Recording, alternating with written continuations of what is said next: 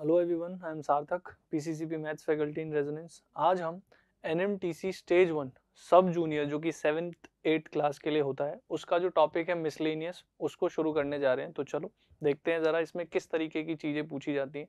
तो चलो, हमारे पास जो क्वेश्चन है इसमें हमें बोला गया है कि find the day of the week on 18 July 1776 कि 18 जुलाई 1776 को कौन सा दिन रहा होगा, कौन सा डे रहा होगा। ठीक है, तो अब इसके लिए मुझे काफ़ी चीज़ें जानने की ज़रूरत है, उसको समझते हैं। देखो, जब भी कैलेंडर शुरू हुआ होगा, अगर मैं देखूं कि 1 जैन 0001, ठीक है, जब कैलेंडर शुरू हुआ होगा तो पहला दिन कुछ माना गया होगा, कुछ तो रखा गया होगा। तो हमने इसको मान लिया था मंडे। हमने इसको क्या कहा था? मंडे। इसके अकॉर्डिंग हमने शुरुआत की कैलेंडर की और इसी से हम आगे बढ़ना शुरू हुए। ठीक है, तो जब भी आपको कैलेंडर में किसी एक डेट पर दिए हुए डे से किसी दूसरे डेट पर पहुंचना है कि उस डेट को क्या डे होगा, है ना, उस डेट को क्या डे होगा, उस दिन क्या तारीख, उस तारीख को क्या दिन रहा होगा, ये जानना है अगर आपको, तो आप क्या करोगे? ऑड डेज का कंसेप्ट सीखोगे। क्यों? देखो समझो, आज की बात करें तो आज अपना है 5 अक्टूबर। ठीक है, और आज डे कौन सा है आप बताओगे? तो डे है आज वेंसडे। ठीक है, वेंसडे है। तो अगर मैं पूछूं कि 12 अक्टूबर को कौन सा डे होगा सेम इसी ईयर में, तो आप कहोगे 7 डेज बाद तो वेंसडे ही होगा ना, क्या दिक्कत है? अगर 19 पूछूं तो भी आप कहोगे वेंसडे ही होगा। अगर 20 पूछूं तो आप कहोगे इस दिन वेंसडे था, इस दिन थर्सडे होगा। सही है क्या?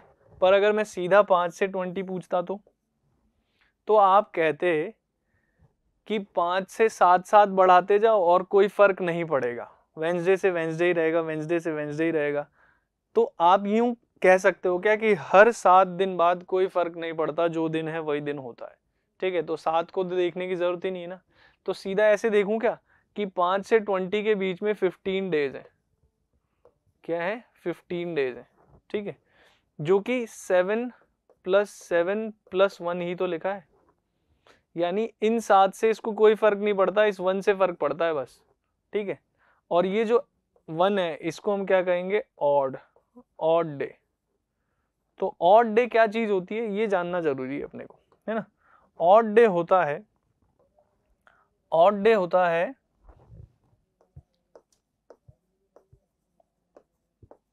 Remaining days. क्या? Remaining days after complete number of weeks.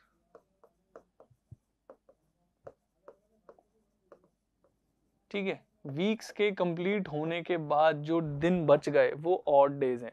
जैसे अगर मैं कहता कि 29 डेज हैं तो इसमें कितने ऑड डे हैं, तो आप कहते कि 28 डेज में तो 4 वीक्स कंप्लीट हो गए, क्योंकि 7 से एक वीक बनता है, तो जो बच गया वो ऑड डे है। सही है क्या?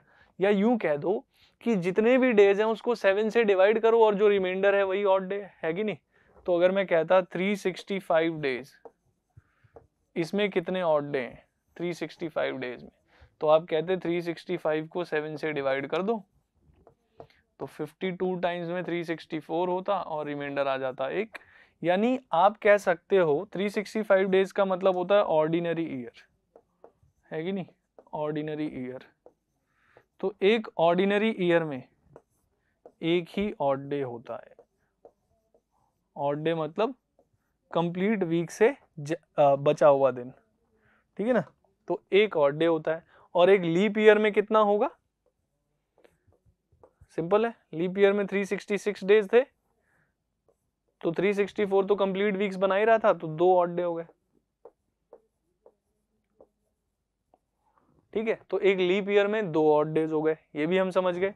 ठीक है, अब अगर मैं देखूं, आगे बढ़ते हैं इसको लेकर, तो मैं जानना चाहता हूं कि पहले 100 ईयर्स में कितने ऑड डेज रहे होंगे, है ना।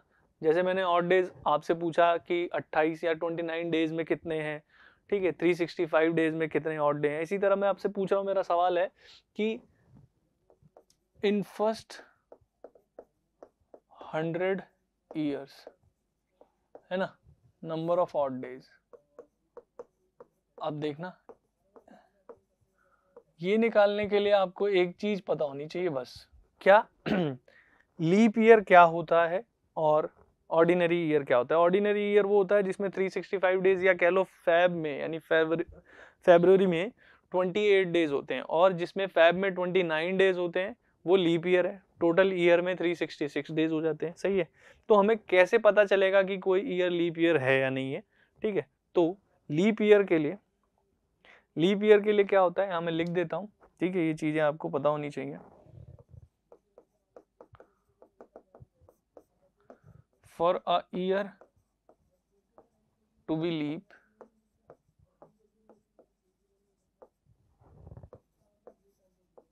it must be divisible by 4। वो 4 से डिविजिबल होना चाहिए, तो हम उसको लीप ईयर कहेंगे। जैसे कि 1996, ठीक है, 2000, 1992 या 2020, है ना, ये सभी 4 से डिविजिबल है ना, तो ये सभी लीप ईयर है। क्लियर है, कोई दिक्कत तो नहीं है। पर एक यहाँ पर दिक्कत है, वो ये है समझने वाली कि अगर कोई सेंचुरी ईयर है ना, जैसे ये सेंचुरी ईयर है, सेंचुरी ईयर क्या होता है, जो 100 का मल्टीपल हो, जो 100 का मल्टीपल होता है वो सेंचुरी ईयर होता है ना। तो for a century year to be leap, जो 100 का मल्टीपल हो और लीप ईयर हो, उसको फिर 400 से डिवाइड होना पड़ेगा, ठीक है। It must be divisible by 400, तभी आप उसे लीप ईयर कहोगे, नहीं तो नहीं, है ना। जैसे कि 2000 था लीप ईयर था, ठीक है, 1600 था लीप ईयर था, 2400 जो होगा वो भी लीप ईयर होगा। लेकिन लेकिन लेकिन यहाँ पर आप देखो 1700 जो है, 1800, 1900, है ना, ये सभी लीप ईयर नहीं है ना, दे आर नॉट लीप। क्यों? क्योंकि ये 400 से डिविजिबल नहीं है, ठीक है। तो ये लीप ईयर चेक करने का तरीका है। तो अगर मैं इस बात को समझ चुका हूं और इसको लेकर आगे बढ़ूं, तो अब मैं देखने वाला हूं कि पहले 100 ईयर्स में कितने लीप ईयर होंगे। पहले तो ये बताओ कितने लीप ईयर होंगे, फिर हमें ये भी देखना है कि कितने ऑड डेज होंगे। तो कितने लीप ईयर होंगे 100 ईयर्स में, पहले 100 ईयर्स में, क्योंकि 100 जो है 100 का मल्टीपल है, ठीक है, पर ये 400 से डिवाइड नहीं हो पाएगा, तो इसलिए 100 खुद जो है वो लीप ईयर नहीं है, सही है। 100 खुद जो है वो लीप ईयर नहीं है, ठीक है। तो अगर मैं देखूं तो वैसे अगर 0 से 100 तक चलते हम, है ना, जब हमने कैलेंडर शुरू किया होगा और 0 से 100 तक बढ़े होंगे, ठीक है, तो 4 के 25 मल्टीपल्स रहे होंगे इसमें, है ना, 25 मल्टीपल्स, जिसमें 100 खुद भी इंक्लूडेड होगा, पर वो क्या है, वो लीप ईयर नहीं है ना। इसलिए आप इसमें अगर लीप ईयर देखोगे तो वो कितने होंगे, और ऑर्डिनरी ईयर देखोगे तो वो कितने होंगे, तो इसके अंदर 76 ऑर्डिनरी ईयर हो जाएंगे और 24 लीप ईयर हो जाएंगे, ठीक है। अब आप यहां समझना कि हर एक ऑर्डिनरी ईयर में एक ऑड डे था, हम ऑड डे ही तो ढूंढ रहे हैं, तो इंटू 1 कर दो तो 76 ऑड डेज तो यहाँ हो गए, और हर लीप ईयर में 2 ऑड डे थे तो 48 ऑड डेज तो यहाँ हो गए। आपको टोटल ऑड डेज चाहिए तो इसको ऐड कर लो, तो 8 और 6 14, 7 और 4 11 और 1 124 ऑड डे, ठीक है भाई। पर ऑड डे का मतलब क्या था, ऑड डे था कंप्लीट वीक्स के बाद बचे हुए दिन, यानी 7 से डिवाइड करने पे जो रिमाइंडर आएगा, और रिमाइंडर 7 से डिवाइड करे तो रिमाइंडर हमेशा 7 से तो छोटा ही होना चाहिए, तो ऑड डे हमेशा 7 से कम होंगी, क्योंकि 7 आते ही एक वीक बन जाएगा, सीधी सी बात है। तो जब आप इसको 7 से डिवाइड करोगे तो 119 जो है एग्जैक्टली डिविजिबल है, और यहाँ पर टोटल 5 ऑड डे आ जाएंगे। ठीक है, तो ये बात मैं ध्यान रखूंगा कि पहले 100 सालों में 5 ऑड डे होते हैं, पहले 100 सालों में 5 ऑड डे होते हैं। क्लियर है? अब अगर मैं देखूं नेक्स्ट 100 ईयर्स की बात करें, अगर हम नेक्स्ट 100 ईयर्स की बात करें तो यूं कह दो, या तो इन फर्स्ट 200 ईयर्स, पहले 200 साल, तो देखो 0 से 100, फिर 100 से 200, तो आप समझना पहले 100 सालों में 5 ऑड डे आए, तो अगले 100 सालों में क्या फर्क पड़ जाएगा? सेम ही तो है, वो भी तो सेम है एज इट इज जैसे पहले 100 साल थे, क्योंकि उसमें भी ये 200 ईयर जो है वो लीप ईयर नहीं है, नॉर्मल ऑर्डिनरी ईयर है, तो इसमें भी 5 ही ऑड डे आएंगे। तो 5 + 5 10, और 10 को 7 से डिवाइड करोगे तो रिमाइंडर आ जाएगा 3, सो 3 ऑड डेज। ठीक है ना? तो आप कह सकते हो यहाँ पर कि पहले 200 सालों में 3 ऑड डे आने वाले हैं, पहले 200 सालों में 3 ऑड डे, पहले 100 सालों में 5 ऑड डे। क्लियर है क्या? इसी तरह अगर पहले 300 सालों की बात करेंगे हम, पहले 300 सालों की बात करेंगे इन फर्स्ट 300 ईयर्स, वो भी सेम ही होगा, 0 से 100, फिर 200, फिर 300। तो इसमें देखो 5 ऑड डेज यहाँ पर, 5 ऑड डेज यहाँ पर, 5 ऑड डेज यहाँ पर, यानी टोटल 15 ऑड डेज, और 15 को 7 से डिवाइड करोगे तो रिमाइंडर आ जाएगा 1, सो 1 ऑड डे। ठीक है क्या? तो यानी पहले 300 ईयर्स में 1 ऑड डे होगा। सही है क्या? और सेम अगर आप पहले 400 ईयर्स की बात करोगे, in first 400 years, first 400 years की बात करोगे तो ये भी वही सेम, 0 से 100, फिर 200, फिर 300, फिर 400, है ना? तो इसमें 5 ऑड डे, इसमें भी 5 ऑड डे, इसमें भी 5 ऑड डे, पर इसमें देखो, इसमें क्योंकि ये जो 400 है ये एक लीप ईयर है, ये एक लीप ईयर है, तो इस वजह से ये एक ऑड डे एक्स्ट्रा देगा, है कि नहीं? अगर ये लीप ईयर होता तो 2 ऑड डे देता, अगर ऑर्डिनरी ईयर होता तो 1 ऑड डे देता। तो हर बार ऑर्डिनरी ईयर था इसलिए 1 ऑड डे दे रहा था, पर इस बार लीप ईयर है तो एक फालतू ऑड डे दे देगा। ठीक है, क्योंकि 2 ऑड डे देने हैं, तो इस वजह से इसमें 6 आ जाएंगे, जैसे 5 5 आ रहे थे, और ये कितना बन गया 15 + 6 21 ऑड डेज, और 21 तो 7 से डिवाइड होता है एग्जैक्टली, यानी कि 0 ऑड डे, है ना? कितने? 0 ऑड डे। कितने हो गए? 0 ऑड डे। तो पहले 400 सालों में 0 ऑड डे होते हैं। ठीक है, और अब आगे इसी तरीके से बढ़ता जाएगा, जैसे 400 सालों में 0 ऑड डे, तो 800 सालों में भी 0 ऑड डे, 1200 सालों में भी 0 ऑड डे, है ना? इस तरीके से आप 400 के मल्टीपल पर देखोगे तो 0 ऑड डे ही रहेंगे, है ना? अब 400 से जैसे 500 साल पूछूं तो 400 में 0 हो गए, और अगले 100 साल में 5 ऑड डे, है ना? ये हमने पढ़ा अभी अगले 100 साल में 5 ऑड डे। 600 साल में पूछूं तो 200 साल बच गए 400 के बाद, तो 3 ऑड डे, है ना? इस तरीके से चीजें हम रिमेंबर कर सकते हैं। ठीक है, तो यहाँ तक कोई दिक्कत नहीं है। ठीक है, अब अपन क्वेश्चन पे चलें अगर, तो क्वेश्चन में मुझसे पूछा था 18 जुलाई 1776 को बताना है कौन सा डे रहा होगा। तो देखो 1776 में जाना है, तो अब देखूं अगर मैं इसको ध्यान से, तो पहले 1600 ईयर्स में, इन फर्स्ट 1600 ईयर्स कितने ऑड डे हो गए? 0 ऑड डे। ये अभी हमने समझा 400 के मल्टीपल में 0 ऑड डे। फिर मेरे को 1776 के अंदर जाना है, तो कितने साल बचे? 100 साल और, तो 1700 ईयर्स हो जाएंगे, है ना? इन नेक्स्ट 100 ईयर्स, तो अगले 100 सालों में 5 ऑड डे मिले होंगे, अभी हमने ये चीज पढ़ी। फिर उसके बाद बच गए 76th ईयर में, तो जाना ही है, तो पूरे 75 कंप्लीट कर देता हूं, है ना? इन नेक्स्ट 75 ईयर्स, तो अब देखो 75 में 4 के जितने भी मल्टीपल हैं उतने तो लीप ईयर होंगे, तो 18 इंटू 4 72 होता है, तो 18 तो हो गए लीप ईयर, ठीक है। और बाकी के बच गए 57, 57 प्लस 10 67 प्लस 8 75 है ना, 57 हो गए ऑर्डिनरी ईयर। तो हर लीप ईयर में 2 ऑड डे, हर ऑर्डिनरी ईयर में 1 ऑड डे, तो टोटल 57 और यहाँ से टोटल 36, इनको ऐड करो, 7 प्लस 6 13, ठीक है, 7 प्लस 6 13, 5 प्लस 3 8 और ये 9, ठीक है। 93 को 7 से डिवाइड करोगे तो 13 इंटू 7 91 होता है, तो 2 ऑड डे यहाँ से बच गए, ठीक है।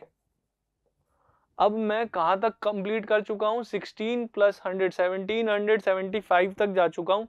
नेक्स्ट ईयर शुरू करना है और 18 जुलाई को पहुंचना है, 18 जुलाई को पहुंचना है, ठीक है। तो देखो जरा,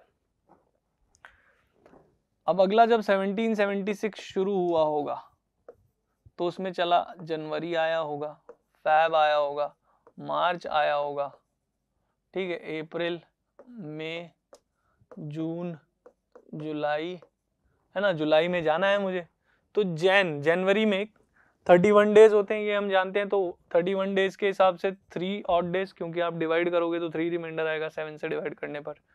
और 1776 जो है एक नॉर्मल ऑर्डिनरी ईयर है, लीप ईयर नहीं है, है कि नहीं, क्योंकि ये 4 से डिवाइड होता है क्या, एक बार डिवाइड कर लो, 72 होता है, तो 76 भी हो ही जाएगा, है ना, तो लीप ईयर है, ठीक है। ये कैसा ईयर है, ये लीप ईयर है।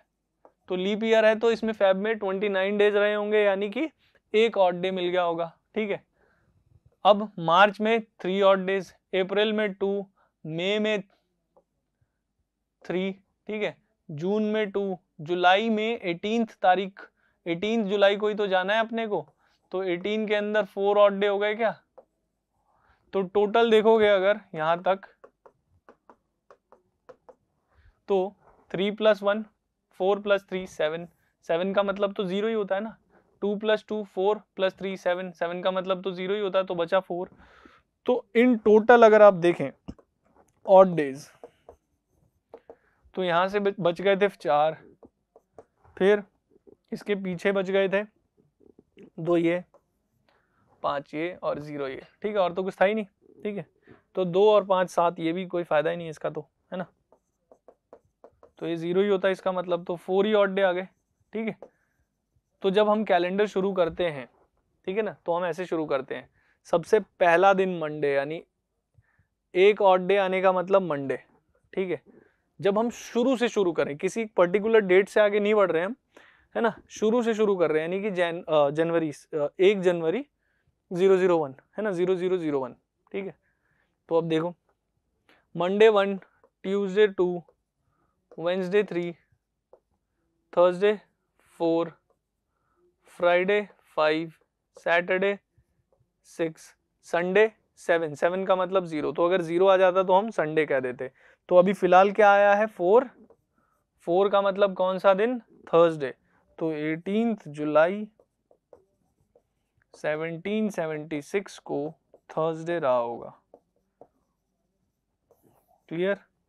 इस तरीके से हम इसको समझ सकते थे। तो इस क्वेश्चन को करने के लिए जितनी भी चीजें हमें जाननी थी वो सब हमने सीखी, ठीक है, क्लियर है। आगे बढ़ते हैं नेक्स्ट क्वेश्चन पे। नेक्स्ट क्वेश्चन में क्या कह रहा है, नेक्स्ट क्वेश्चन में कह रहा है कि विच डे वॉज 2 अक्टूबर 1942, 2 अक्टूबर 1942 को कौन सा डे रहा होगा इफ 1 जैन 2000 जो है वो सैटरडे है। तो मुझे देखना होगा यहां से यहां में कितने ऑड डे हैं, ये काउंट करूंगा अब मैं, ठीक है। तो देखो समझो जरा, 2 अक्टूबर 1942, तो पहले 1942 को कंप्लीट कर देते हैं कि 1942 खत्म हो जाए। तो अक्टूबर से शुरू होते हुए नवंबर दिसंबर, ये ठीक है। अब देखो अक्टूबर में 2 से जाना है और अक्टूबर 31 डेज का होता है, तो 31 डेज का होता है, तो 2 से आगे बढ़ते हुए 29 डेज बचे इसमें। नवंबर 30 दिन का होता है, तो 30 दिन से हमें क्या मतलब, हमें तो ऑड डेज से मतलब है ना, तो ऑड डेज ही लिखता हूं मैं सिर्फ। नवंबर में कितने ऑड डे हो गए, 2 30 के हिसाब से, ठीक है, और दिसंबर में 3, ठीक है। और ये 29 का मतलब 1 ऑड डे, क्योंकि 7 से डिवाइड करोगे तो 7 4 जा 28, एक रिमाइंडर। तो अगर सिर्फ 1942 के अंदर देखें, जिस डेट से आप शुरू करने वाले थे, तो उसमें बचेगा 3 + 2 5 + 1 6 ऑड डे। 6 ऑड डे तो यहाँ आ गए, 42 खत्म। अब 43 शुरू होगा और आपको 2000 ईयर तक पहुंचना है, तो आप 1999 तक कंप्लीट कर दो और उसके अगला दिन चाहिए आपको, सही है क्या? तो 1943 से 1999 तक जाना है मुझे। तो पहले तो यहाँ देखूंगा कि कितने ईयर हैं यहाँ पर, ठीक है? तो इसको सब्ट्रैक्ट कर लो और एक ऐड कर दो। 9 - 3 6, 9 - 4 5, 56 ईयर्स तो ये हो गए।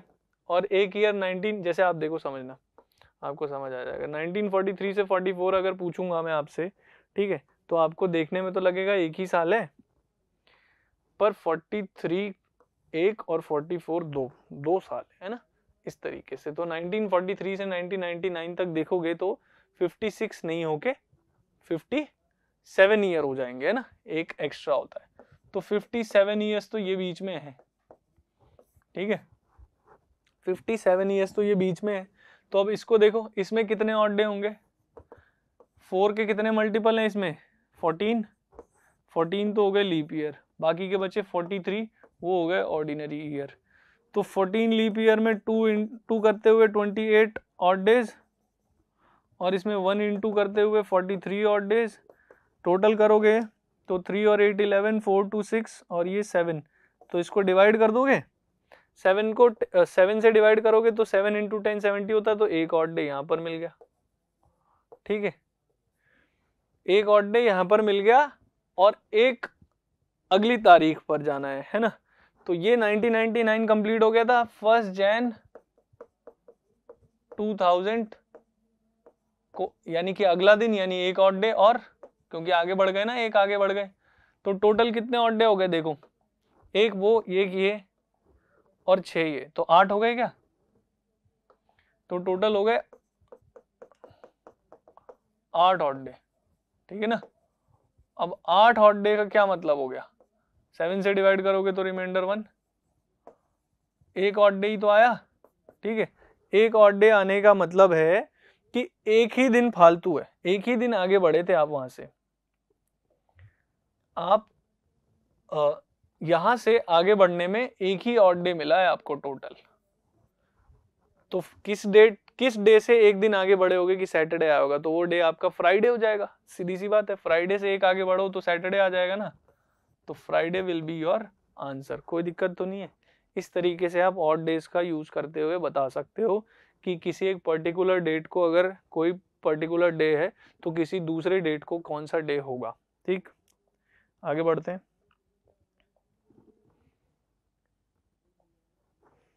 देखो जरा, नेक्स्ट है, which year will have the same calendar to 1995। कौन से ईयर का कैलेंडर जो है 1995 से मैच करता होगा? तो वही सेम है भाई, कोई ईयर से किसी ईयर का कैलेंडर मैच कराना है तो पहले तो ये देखना होगा वो ईयर कैसा है, तो वो ईयर लीप है या ऑर्डिनरी है। तो ये ऑर्डिनरी ईयर है, ये तो बात पता चल गई, ठीक है यहां तक। अब लीप ऑर्डिनरी ईयर है, चलो ये बढ़िया हो गया। अब कैलेंडर सेम होने का मतलब है कि इसकी 1 जनवरी को जो डे है वो दूसरे किसी ऑर्डिनरी ईयर में भी उसके 1 जनवरी को भी सेम ही डे हो। अगर दोनों ऑर्डिनरी ईयर हैं और दोनों का 1 जनवरी सेम डे को पड़ रहा है, जैसे दोनों का 1 जनवरी जो है वो मंडे है, तो अगर इस हिसाब से मैं आगे बढ़ूंगा तो हर एक डेट को सेम ही डे पड़ता जाएगा दोनों ईयर में, है कि नहीं।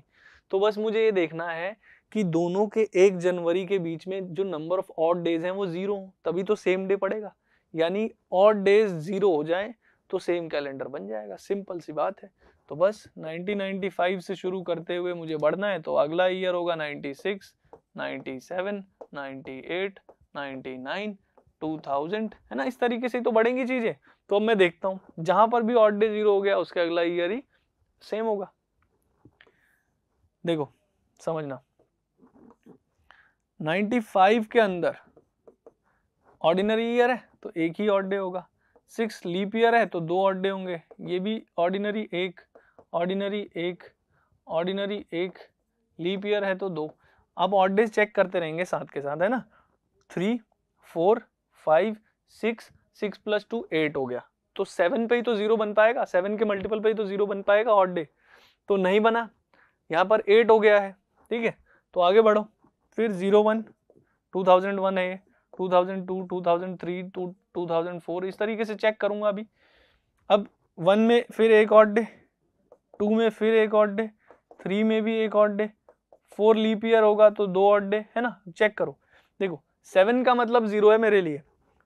कितना हो गया था, 3, 4, 5, 6, 6 और 2 7। तो एक काम करो, इन सबको हटा दो, ये 7 है ना, ये 7 है, ये तो किसी काम के नहीं है, 7 का मतलब तो 0 होता है। फिर इसको देखो, 1 + 1 2, 3, 4, 2 6 और ये एक और देगा 7। तो क्या यहाँ तक भी 0 नहीं बन गया? तो अब जो भी शुरू होने वाला है वो सेम 1995 जैसा ही होगा,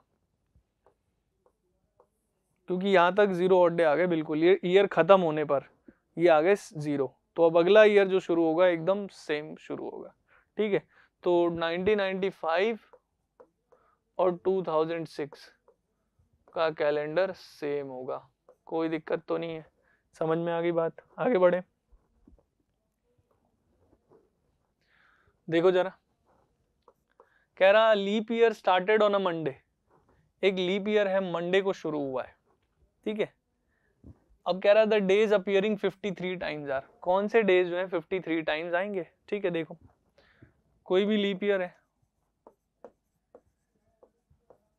मंडे है उसका पहला, यानी कि 1 जैन, 1 जैन जो है उसका मंडे है। अब देखो लीप ईयर में होते हैं 366 डेज,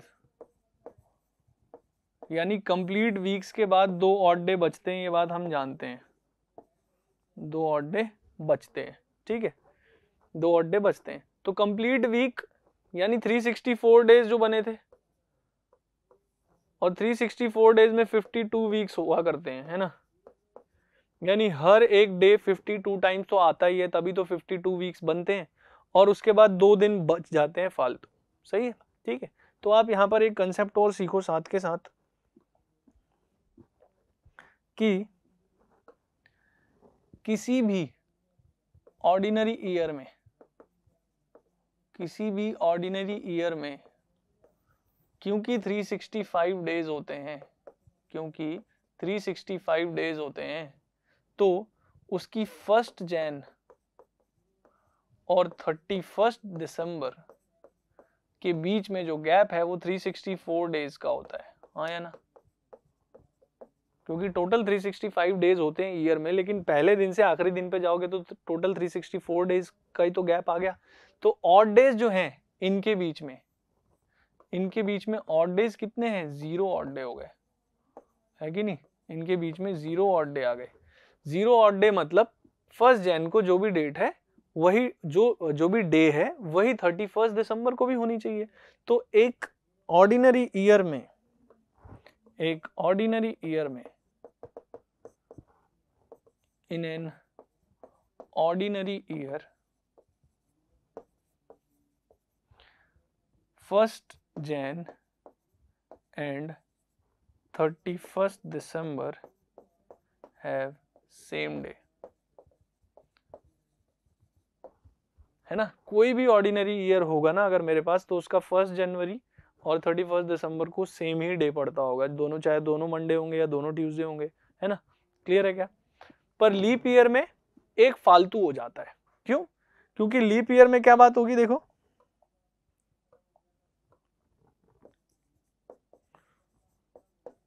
टोटल कितने डेज होते हैं, 366। 366 की वजह से 2 ऑड डेज आएंगे टोटल ईयर में, ठीक है। अपने को टोटल ईयर से मतलब नहीं, अपने को फर्स्ट और लास्ट से मतलब है ना। तो देखो इसमें 1 जैन से 31 दिसंबर पे जो गैप है वो 365 डेज का पड़ गया, है कि नहीं, 365 डेज का पड़ गया, यानी इनके बीच में भी एक ऑड डे आ गया। यानी अगर 1 जनवरी को मंडे है तो 31 दिसंबर को ट्यूसडे होगा, एक दिन का गैप हो जाता है। कोई दिक्कत तो नहीं है, समझ गए क्यों होता है, क्योंकि एक ऑड डे है बीच में, ठीक है, एक दिन आगे बढ़ गए हैं, सही है। तो ये बात भी आप ध्यान रख लोगे कि एक लीप ईयर में 1 जनवरी को जो भी डे होगा लास्ट यानी 31 दिसंबर को उससे अगला डे होगा, ठीक है। अगर ये ट्यूसडे है 1 जन तो ये वेंसडे होगा, सिंपल। और ऑर्डिनरी ईयर में सेम ही रहता है, फर्स्ट डे और लास्ट डे, ठीक। तो अब अगर अपन क्वेश्चन पे चले तो क्वेश्चन में क्या था, क्वेश्चन में कह रहा है लीप ईयर है, पहला दिन मंडे है। भाई पहला दिन अगर मंडे है लीप ईयर का, ठीक है, तो लास्ट डे क्या होगा, एक ज्यादा होगा ना, यानी 31 दिसंबर जो होगा वो ट्यूसडे होगा।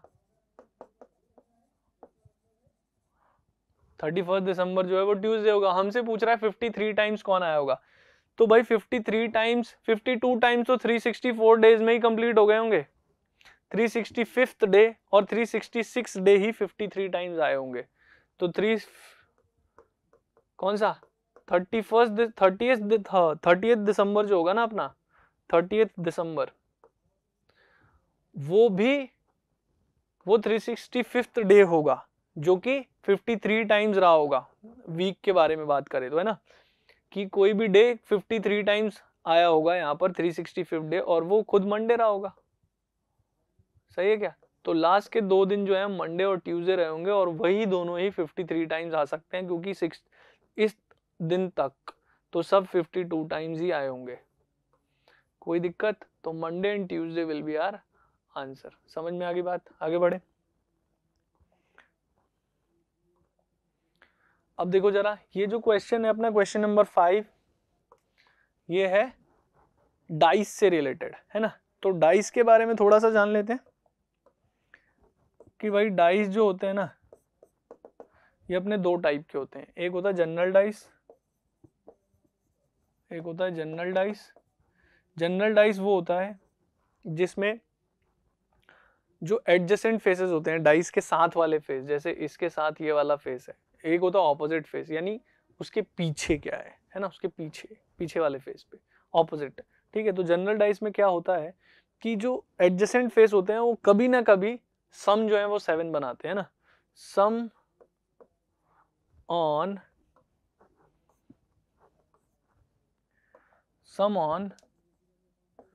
any one of the adjacent faces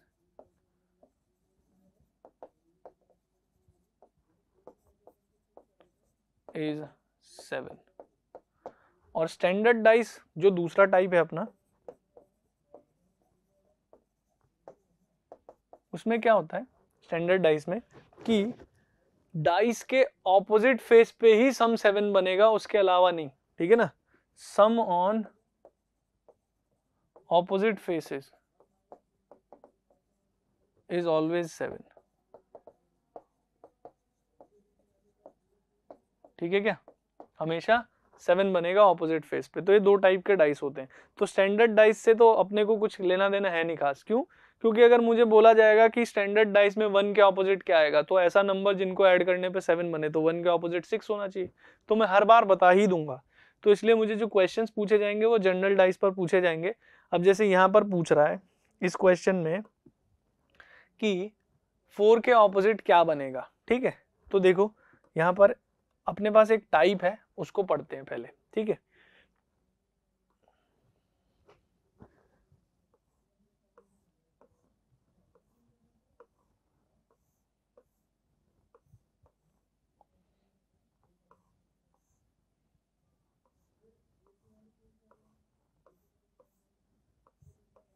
ठीक है, ये डाइस के 2 व्यू हैं अपने पास। इसमें जो नंबर्स हैं वो है 1 2 3 5 6 3, 1 2 3 5 6 3, है ना, यही है, बिल्कुल यही है। तो जब भी मुझे डाइस के 2 व्यू दिए जाएं और दोनों में एक फेस पर जो नंबर है वो कॉमन हो, दोनों में एक फेस पर जो नंबर है वो कॉमन हो, तो उस डाइस का जो ओपन डायग्राम होता है, जिसको नेट डायग्राम बोलते हैं, वो बनाने का जो तरीका है वो देखो क्या है। जो भी दोनों में कॉमन है उसको बीच में लिख लो, लिख लिया, ठीक है। फिर वहां से आप क्लॉकवाइज या एंटी क्लॉकवाइज कैसे भी चल सकते हो। लेट्स से ये क्लॉकवाइज है, क्लॉकवाइज का मतलब होता है क्लॉक की डायरेक्शन में जाना, वैसे चलो, और इसमें भी वैसे ही चल के नंबर लिख लो 1 और 2। 3 के बाद क्या आया 1 2, तो 3 के बाद 3 के एडजेसेंट फेसेस हैं ये, है ना, तो एडजेसेंट फेस यहाँ पुट कर लो, ये 4 3 के एडजेसेंट है, ठीक है, ये चारों 3 के एडजेसेंट है, तो 3 के एडजेसेंट कहीं भी बैठा दो आप 1, और 1 के बाद क्लॉकवाइज चलते हुए 2 रख दिया। फिर इसमें देखो 3 के बाद क्लॉकवाइज चलोगे तो ऐसे ही चलोगे, क्या आएगा 5 और 6, 5 और 6, तो 3 को देखा और क्लॉकवाइज चल दिए 5 और 6, ठीक है। तो इस तरीके से आप इसका नेट डायग्राम बना सकते हो। इसमें एक चीज समझनी होगी आपको कि कौन किसके ऑपोजिट होता है। देखो 1 के ऑपोजिट 5 है, ठीक है, जो ऑल्टरनेट वाले हैं वो अपने ऑपोजिट है, ठीक है, और 2 के ऑपोजिट 6 है, और 3 के ऑपोजिट यहां जो भी आएगा वो है, ठीक है। तो अब सिंपल सा लॉजिक है भाई, डाइस है तो 1 से 6 तक ही नंबर होंगे अपने, तो यहाँ पर जो बचा है वो कौन है, 4 ही तो होगा ना, तो 3 के ऑपोजिट कौन आ जाएगा, 4 आ जाएगा, ठीक है। तो अगर मुझसे इस क्वेश्चन में क्या पूछा गया था कि 4 के ऑपोजिट कौन सा नंबर आएगा, तो हमारा आंसर क्या हो गया, 4 के ऑपोजिट कौन सा नंबर होगा, 3। तो ये अपना आंसर हो गया और ये अपना तरीका हो गया, है ना, ये अपना इसको सॉल्व करने का तरीका हो गया। अब इसमें एक चीज समझना ध्यान से, क्या कर सकते हैं इसमें कि डायरेक्ट अगर करना है इसको, शॉर्ट ट्रिक की बात करें, इसकी शॉर्ट ट्रिक की बात करें अगर, तो अपने को क्या करना है, जो कॉमन नंबर है उसको लिख लो और वहां से क्लॉकवाइज चलो, तो क्या आएगा 1 2, फिर दूसरे वाले में भी कॉमन नंबर लिखो और वहां से भी क्लॉकवाइज चलो 5 6, तो जो जिस पोजीशन पर आया वो उसके ऑपोजिट है, तो 1 के ऑपोजिट 5, 2 के ऑपोजिट 6, आप देख सकते हो 1 के ऑपोजिट 5, 2 के ऑपोजिट 6, और बचा 3, और 3 के लिए सिर्फ एक ही नंबर तो बचा है, तो 3 के ऑपोजिट कौन, 4। तो ये अपना इस तरीके से भी किसी के ऑपोजिट भी बता सकते थे, अगर दोनों व्यू में एक नंबर कॉमन है तो, दोनों व्यू में सिर्फ एक नंबर कॉमन है तो हम इस तरीके से इसको बता सकते थे, ठीक है। अब जैसे ये अगला क्वेश्चन है, इस क्वेश्चन में कह रहा है which number is on the opposite face to 6। इसमें बहुत सारे व्यूज है मेरे पास और मैं जानता हूं अगर एक फेस कॉमन है तो मैं बता सकता हूं, ठीक है, पर मैं साथ के साथ सीख लेता हूं अगर 2 फेस कॉमन है तो क्या कर सकते हैं हम उसमें, देख, ठीक है, वो भी देख लो। जैसे इन दोनों डाइस को देखो, इसमें देखो 2 6 2 6, 2 फेस कॉमन है, तो जब 2 फेस कॉमन होते हैं ना, तो जब हम नेट डायग्राम बनाने की कोशिश करते हैं तो उसमें हम जो भी कॉमन होता है उसको बीच में लिखते हैं, तो 2 और 6 दोनों कॉमन है तो किसी भी एक को लिख दो, आपकी इच्छा है वो, मैंने 2 लिख दिया। अब 2 से मैं क्लॉकवाइज चलता हूँ, ठीक है, मैंने 2 को उठाया, क्लॉकवाइज चल पड़ा, 2 को उठाया, क्लॉकवाइज चल पड़ा, तो 3 6 आएगा, चलो ये 3 6 आ गया, फिर 2 को उठाया तो 6 और 4, भाई 6 तो ऑलरेडी भर चुका हूँ ना, तो 6 के बाद क्लॉकवाइज चलते हुए 4 आ जाएगा क्या, तो बस अगर दोनों में 2 कॉमन है, 2 नंबर कॉमन है, 2 फेसेस, तो मैं आगे कुछ नहीं कर पाऊंगा। तो इसमें मुझे 2 फेसेस के बारे में अभी भी कुछ भी आइडिया नहीं है कि इन दोनों पर कौन से नंबर आने वाले हैं, तो सिर्फ इतना बता सकता हूं इसको देखते हुए कि 3 के ऑपोजिट 4 आएगा, और कुछ नहीं पता, ठीक है। तो क्या मैं यूं कह सकता हूं कि 2 फेसेस पे अगर कॉमन नंबर है तो जो बचा हुआ फेस है वही एक दूसरे का ऑपोजिट है, हाँ है ना। तो ये बात भी मैंने सीख ली कि अगर 2 फेसेस पर नंबर कॉमन है तो जो बचा हुआ फेस है वही एक दूसरे के ऑपोजिट है, ठीक है। तो 3 के ऑपोजिट 4 है, इतना तो मेरे को पता है अब, है ना। लेकिन मुझे जानना है 6 के ऑपोजिट वाला, तो मैं सिर्फ ऐसा वो देख लेता हूं जिसमें सिर्फ एक ही फेस पे नंबर कॉमन डला हो, जिससे मेरी बात बन जाए, है ना। तो आप देखो ना, आप देखो इसको, कौन से को देखोगे, इसको देखो 4 2 6 है, इसमें 4 2 1 है, 2 कॉमन है। इन दोनों को देखो, इनमें 4 2 1 है, 4 6 5 है, इन दोनों में सिर्फ एक ही नंबर कॉमन है ना, तो इसको उठा लो, इससे सॉल्व कर लो, 4 दोनों में कॉमन है, ठीक है। तो यहाँ पे अगर क्लॉकवाइज चलोगे तो 4 6 5 लिखोगे और 4 1 2 लिखोगे, तो 6 के ऑपोजिट क्या होना चाहिए 1, 5 के ऑपोजिट क्या होना चाहिए 2, 4 के ऑपोजिट 3 था, ये तो पहले से ही पता है। तो 4 के ऑपोजिट 6 के ऑपोजिट हमसे पूछा गया तो 1 हो जाएगा, यानी option B will be correct. कोई दिक्कत है क्या, समझ में आ गई बात, आगे बढ़ते हैं।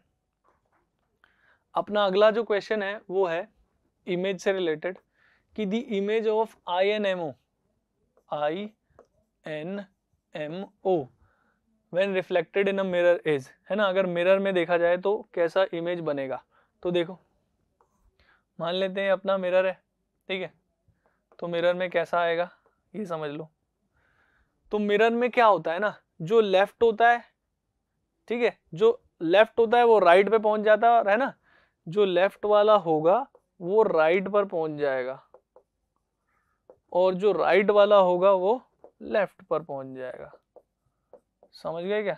तो आप समझना ध्यान से, ये सबसे राइट में है ओ, तो ये सबसे लेफ्ट में आ जाएगा, ठीक है। या यूं कह सकते हो कि कोई भी चीज मिरर के जितनी पास है उतनी ही पास दिखेगी, जो जितनी दूर है वो उतनी ही दूर दिखेगी।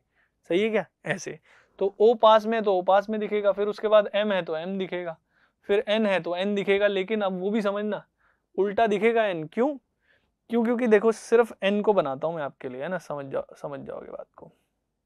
अगर एन बनाना चाह रहा हूं मान लो मैं, ठीक है, तो एन कैसा दिखेगा ये समझना, ठीक है, एन कैसा दिखेगा, ठीक है,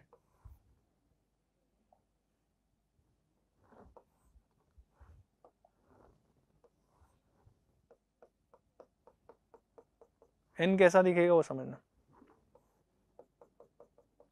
तो एन की पहले ये वाली लाइन है ना तो यूं आएगी, ठीक है, और फिर ये ऐसे जा रही है, तो देखो ये हिस्सा पास में है, ठीक है, तो ये हिस्सा ही पास में रहना चाहिए ऐसे, फिर ये हिस्सा ऐसे है तो ये ऐसे, तो ऐसे बनेगा एन, कोई दिक्कत तो नहीं है, ये ध्यान रखना है बस आपको। तो एन ऐसे बनेगा, तो एन ऐसा कुछ बनेगा और फिर आई तो ऐसा ही दिखेगा, तो ये इसका मिरर इमेज हो जाएगा, ठीक है। आपसे वाटर इमेज भी पूछ सकता है, वाटर इमेज में नीचे बनता है ऐसे, ठीक है, नीचे।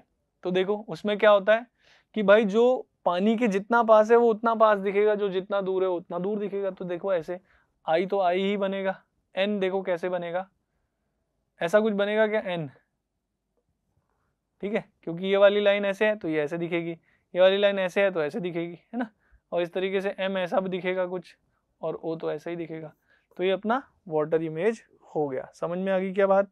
ठीक है, तो ये हमने मिसलेनियस का जो लेक्चर 1 किया है उसमें ये कुछ टॉपिक्स को हमने देखा। एक और लेक्चर हम करेंगे नेक्स्ट लेक्चर, जिसमें हम बाकी के बचे हुए टॉपिक्स को डिस्कस करेंगे, ठीक है। तो आज की क्लास में हम इतना ही कर रहे हैं। आई होप ये सभी चीजें आपको समझ आई होंगी। That's all for the day. Thank you.